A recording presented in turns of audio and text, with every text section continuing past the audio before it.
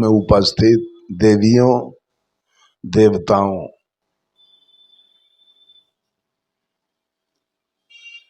तीन बातें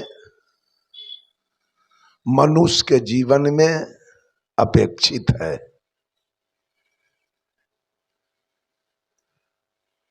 सब लोग, कोई ऐसा व्यक्ति नहीं है जो अपने जीवन में सुख नहीं चाहता हो। बढ़िया भोजन, बढ़िया वस्त्र, बढ़िया घर, बढ़िया बिछावन, जमीन, गाय भैंस, गाड़ी घोड़ा, और पति के लिए पत्नी और पत्नी के लिए पति, ये सब चाहते। और सब लोग शांति भी चाहते हैं। मेरे घर में झगड़ा न हो, लड़ाई न हो, मेरे ऊपर कोई मामला फौजदारी न हो, हमको जेल जाना न पड़े, हमारे ऊपर कोई पंचायत न हो, हमको कान धक उठ बैठ न करना पड़े, थूक न चाटना पड़े, जुर्माना न देना पड़े, डंडा नहीं खाना पड़े। ये सब चाहते, सब चाहते हैं मेरा परिवार बिल्कुल शांत हो। और सब चाहते हैं, इसमें इतने लोग बैठे हैं, कोई नरक जाने वाले हैं? हाथ उठाइए तो। नरक जाने की इच्छा रखते हैं? एक भी नहीं।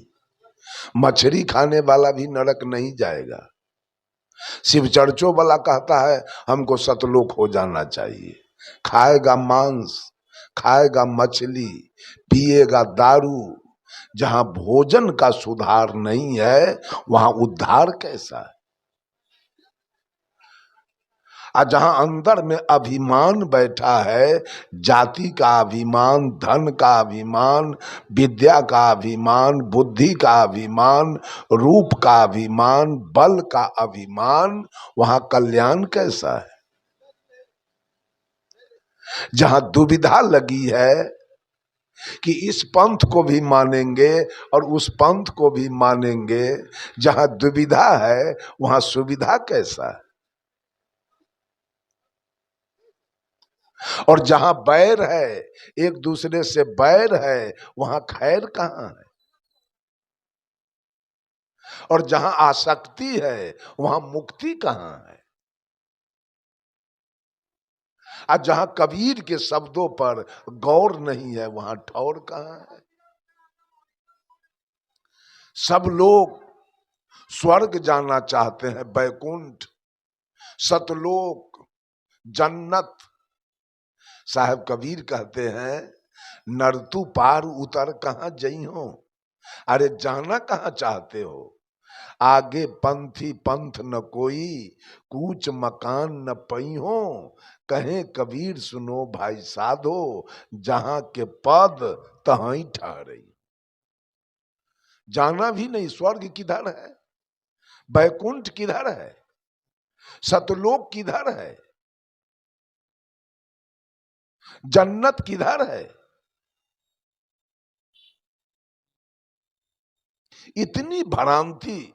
साहब कबीर कहते हैं अनजाने को स्वर्ग नरक है, हरि जाने को नाही। जही डर से सब लोग डरतु हैं, सो डर हमरे न। हमारे यहाँ स्वर्ग नरक नहीं है। कबीर पंथ में स्वर्ग और नरक नहीं है। ये झांसा नहीं चलता है मेरे यहाँ। ये झूठा गप मेरे यहाँ नहीं है। बैकुंठ, बी माने नहीं और कुंठ माने इच्छा वासना। जिसकी इच्छा वासना मर गई वो अभी बैकुंठ में है। सत्यलोक जो मन की सत्ता को छोड़कर आत्मा की सत्ता में स्थित हो गया, वो अभी सत आत्मा के साथ है, वो अभी सतलोक में। मन के साथ होगा वो नरक लोक में होगा। जन्नत जो अपने को जान लिया, हुए आई एंड हुए आर यू, जो अपने को जान लिया और सारे पाप कर्मों से अलग हो गया, वो अभी जन्नत में। जाना कहां है? इतना धोखाधड़ी इस भोली भाली जनता को पैसा ठगने के लिए गुरु लोग इतना झांसा दे रहा है। स्वर्ग जाने की बातचीत हो रही है।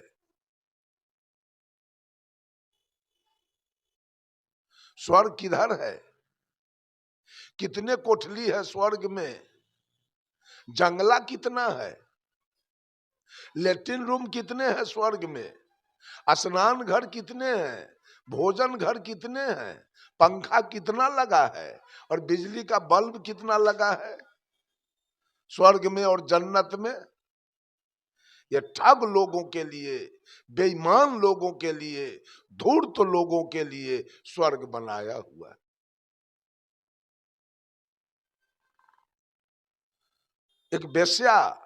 एक बेश्या भी नरक जाना नहीं चाहती है।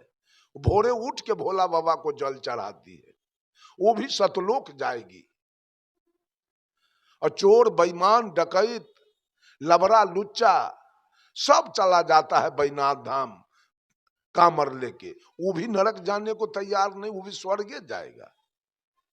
गाय काटने वाला, भैंस काटने वाला, बकरी काटने वाला कसाई भी मस्जिद पर जाके अजान देता है और नमाज अदा करता है, वो भी दोजक में नहीं जाएगा, वो भी जन्नत में जाएगा। मछली खाने वाला, मांस खाने वाला भी पर्व त्योहार करती है महिला और पुरुष, वो भी स्वर्गे जाएगा, नरक के जाएगा? नरक जाने वाले तो कोई नहीं है, तो हम लोग जाएंगे नरक, क्या करेंगे? स्वर्ग तो भर गया पापी से, तो नरक के जाएगा? अब सब स्वर्ग जाएंगे। तीन बात आपके मन में है कि हमको सुख मिल जाए, शांति मिल जाए और स्वर्ग मिल जाए। ये तीनों के लिए आप मंदिर का चक्कर काटते हैं, मस्जिद का चक्कर काटते हैं, गिरजा गुरुद्वारा का चक्कर काटते हैं, तीर्थ व्रत के चक्कर काटते हैं, पूजा त्योहार के चक्कर काटते हैं, उपवास के चक्कर काटते हैं। कहीं कुछ होने वाला नहीं, सब झूठ है, सब झूठ धन कमाने का जुगाड़ बनाया गया, कहीं सच्चाई नहीं। कोई मंदिर से सुख नहीं मिलेगा। अगर मंदिर से सुख मिलता तो आज हमारा जो भाई है, आज हमारे जो भाई है जिसको आपने अछूत कहा, लोगों ने अछूत बना के उसको रखा, उसको बैल के तरह, गधा के तरह खेत में काम करवाया, हाथ पर रोटी देके खाने के लिए मजबूर किया, और चिरुआ से पानी पिया दिया, कहा हट के रहना, तुमसे मेरा देह छुआ जाएगा, तुमसे मेरा भात छुआएगा, दाल छुआएगा, सब्जी छुआएगा, तो अलग रहना। उसके ऊपर आज तक भगवान का कभी दया हुआ? लगता है भगवान का वो बेटा नहीं है, भगवान का वो सौतेला बेटा है। भगवान का अपना बेटा बड़े बड़े लोग हैं, जिसको सारा धन भगवान ने दे दिया। अरे गरीब बेचारा आज तक एक तो धन नहीं, घर नहीं, बैंक बैलेंस नहीं, पहनने के लिए बढ़िया कपड़ा नहीं, सोने के लिए चटैया पर, बोरा पर सो गया। और उसको इतना प्रताड़ित किया गया,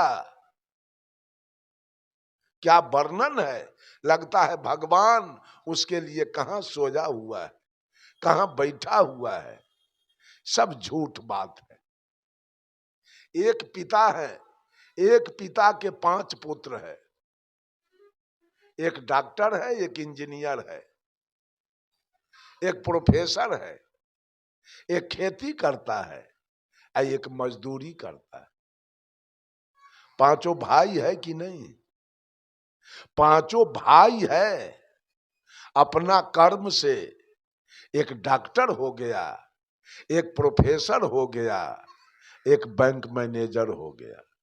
अपना कर्म से एक गृहस्थी कर रहा है और अपने कर्म से एक मजदूरी कर रहा है। लेकिन बाप माए, बाप पिता और माता सबको जमीन बराबर बांट के देता है।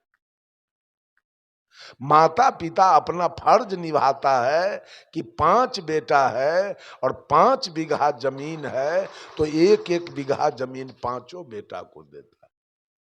1-1 भैंस गाय 5 बेटा को देता है। 1-1 घर 5 बेटा को देता है। अब 5 लाख अगर पूंजी है तो 1-1 लाख 5 बेटा को देता है। अगर 5 लाख कर्ज है तो 1-1 लाख कर्जा 5 बेटा को। एक भगवान ऊपर में बैठा है, एक भगवान ऊपर में बैठा है। आई जितनी महिलाएं हैं वो भगवान की बेटी है, हम लोग भगवान के बेटा है। भगवान ने एक बेटा को कितना धन दिया? 200 बीघा। और एक बेटा को कितना दिया? 2 डिसमिल या 2 कट्ठा। ऐसा नहीं हो सकता। बाप इतना बड़ा बेईमान नहीं हो सकता ये एक को दे 200 बीघा और एक को दे 2 डिसमिल। बंधुओं, हर प्राणी जीवन में सुख चाहता है, शांति चाहता है और सद्गति चाहता है। सुख के लिए क्या चाहिए? सुख के लिए चाहिए श्रम, और शांति के लिए चाहिए प्रेम, और सद्गति के लिए चाहिए संयम। ये 3 चीज मेरे जीवन में जरूरी है कि दुनिया के लोग अगर जीवन में सुख चाहते हो तो अपना भरोसा करो। भगवान को किसी ने देखा नहीं और भगवान ने किसी को कुछ दिया नहीं आज तक। दिया है बेटी के ब्याह में कुछ मिला है भगवान के तरफ से, बेटा के विवाह में मिला है, माँ के श्राद्ध में मिला है, पिता के श्राद्ध में मिला है, घर बनाने में कुछ दिया है भगवान मदद? कहीं कुछ नहीं, कुछ नहीं मिला आज तक। उसी के पीछे सारा दुनिया लगा हुआ। जो कुछ नहीं दिया आज तक उसके पीछे सारा दुनिया, अब जो दे रहा है उसके पीछे कौन है?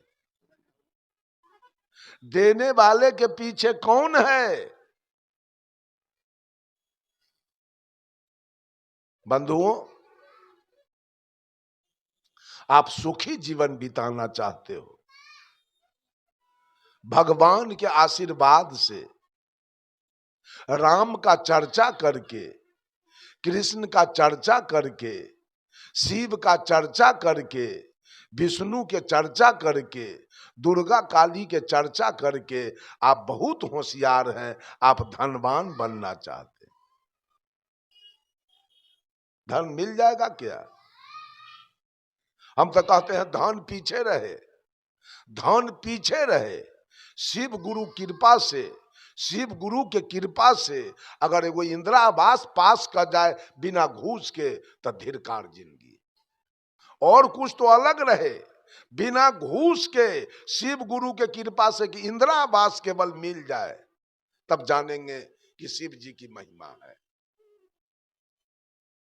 नहीं मिलेगा। घुसखोर बैठा हुआ है, कितनों चर्चा कर लीजिए, और जब तक 20,000 नहीं दीजिएगा इंदिरा आवास पास नहीं होगा। मिल गया। हमारे पूज्य गुरुदेव आचार्य श्री धर्म स्वरूप साहेब जीवन ज्योति केंद्र पूर्णिया,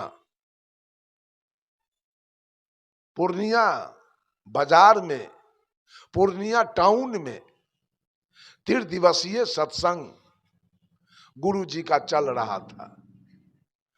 सवेर में गुरुजी अपने आश्रम से स्नान ध्यान पूजा पाठ करके जलपान करके मंच पर जाते थे और शाम के सत्र में अभी फिर रिटर्न मठ पर आ जाते थे, यहीं विश्राम करते थे।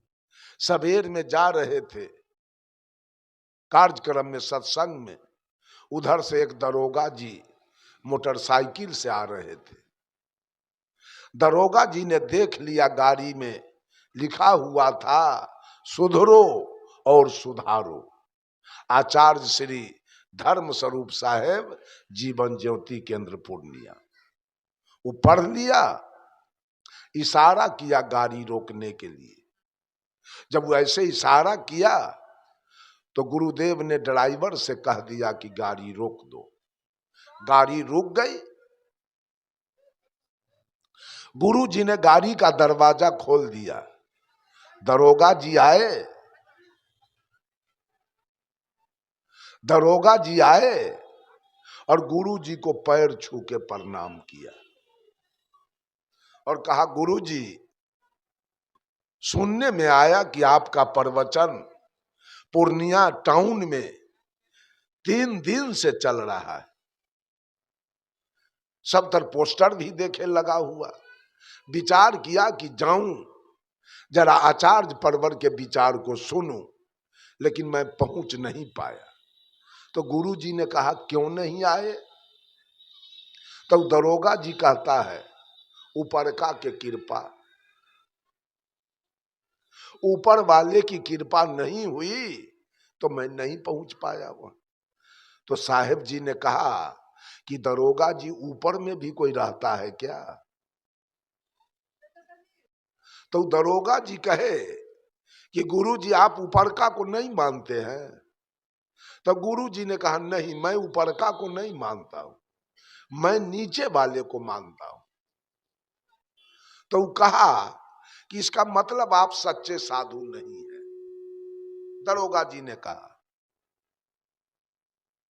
और रामायण का एक चौपाई बोला, जब दरबहु दीन दयाल राघव साधु संगति पाइए।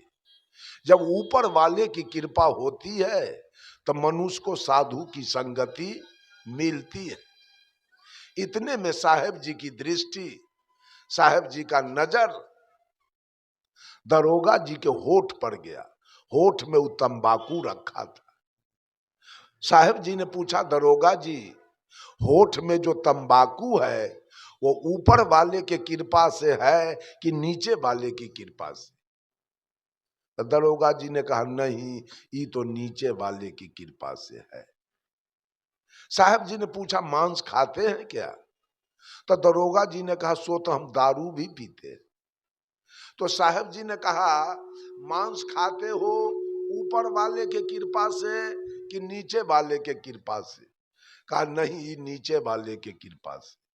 दारू पीते हो ऊपर वाले के कृपा से कि नीचे वाले के कृपा से? तो ना, नीचे वाले के कृपा से।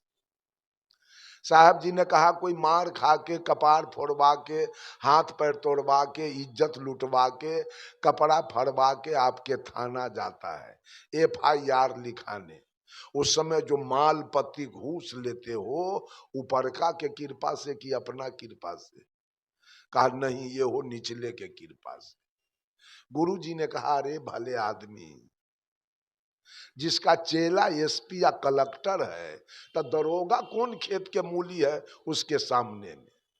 साहब जी कहे दरोगा जी से, है भले आदमी, खैनी खाते हो अपना कृपा से, मांस खाते हो अपना कृपा से, मछली खाते हो अपना कृपा से, दारू पीते हो अपना कृपा से, घूस लेते हो अपना कृपा से, और सत्संग में जाते हो ऊपर का के कृपा से। भाग, हटो रोड पर से। रोड पर से हटा दिया और गाड़ी निकल गई।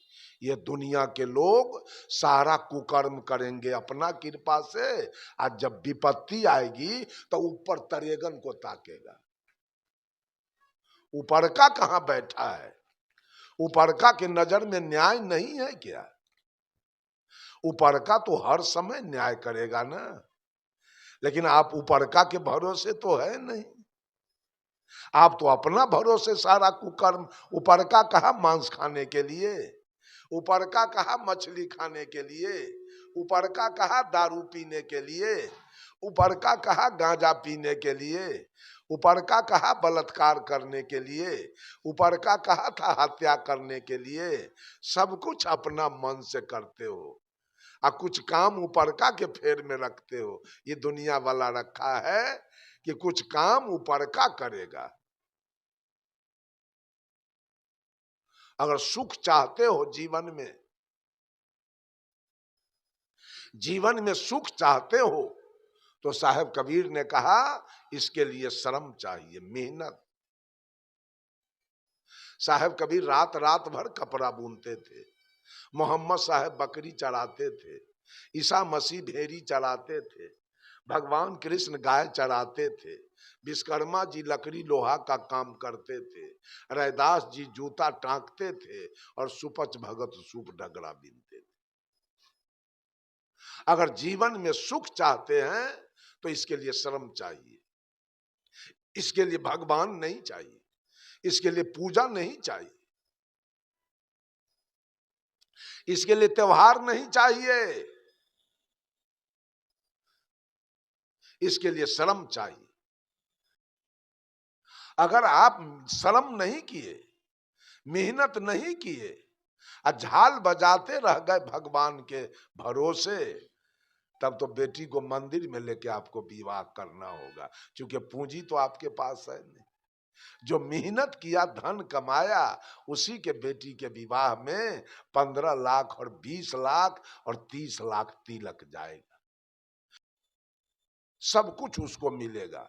आप भगवान के पूजा के फेर में और झाल बजाने के फेर में रह गए तो आपके बेटी के विवाह में 4 चक्का नहीं आएगा। आप पूजा करते रहिए जाके बैजनाथ धाम और जगन्नाथ धाम। जो लड़का मेहनत कर रहा है, जो लड़का श्रम कर रहा है पढ़ने में, डॉक्टर बनेगा, कमिश्नर बनेगा, बैंक मैनेजर बनेगा, डॉक्टर बनेगा। मानव के अंदर चेतना शक्ति एक होती है, उस चेतना शक्ति को आप जहां लगाएंगे वो काम आपका सफल हो जाएगा बंधुओं। लेकिन जिस लड़का की चेतना टीवी पर है, मोबाइल पर है, शिखर पराग खाने पर है और किसी लड़की से बात कर रहा है, वो लड़का पढ़ लिख के और भैंसी चलाएगा और नहीं तो ई रिक्शा चलाएगा, उसको नौकरी नहीं मिलेगी। इसलिए कि उसकी चेतना 4 जगह बट रही है, एक जगह नहीं। जिस किसान की चेतना एक जगह अपने खेती पर है तो उसका मकई 5 मन के कट्ठा हो, गेहूं 1 क्विंटल के कट्ठा होगा, सरसों उसका 30-40 किलो के कट्ठा होगा, आलू उसका 15-20 मन के कट्ठा होगा। लेकिन अगर चेतना नहीं है खेती पर तब 5 पसेरी के कट्ठा मकई होगा और 4 पसेरी के कट्ठा गेहूं और 2 मन के कट्ठा आलू और 5 किलो के कट्ठा सरसों। जिस किसान की चेतना अपने गाय भैंस पर नहीं है तो भैंसी के 3 लीटर और गाय के 2 लीटर हो। लेकिन जिसकी चेतना अपने गाय भैंस पर है, उस किसान के गाय को 25 लीटर और भैंस को 10 लीटर दूध होगा। बंधुओं, मारवाड़ी पंजाबी बिजनेस पर अपने चेतना को लगाया, एक जगह बिजनेस पर जाके जाइए, पटना में जाइए, औरंगाबाद, जहानाबाद, मुजफ्फरपुर, समस्तीपुर, उस मारवाड़ी पंजाबी के पक्का देखिएगा तो आपका टोपी गिर जाएगा नीचे। उसकी चेतना मात्र बिजनेस पर रही, मकई नहीं उपजाया, वो गाय का दूध नहीं दुहा है, एक जगह उसकी चेतना। आप भी अपने चेतना को किसी एक काम में लगा के देखिए कि वो काम सफल हो जाता है। सबसे बड़ी बात है चेतना। विद्यार्थी कान खोल के सुन ले, अगर वो पढ़ रहा है, माता पिता का मेहनत का पैसा उसके जीवन में लग रहा है तो विद्यार्थी अपने चेतना को एकाकार करे, अपने चेतना को केवल पढ़ाई पर लगावे, दूसरे कहीं नहीं।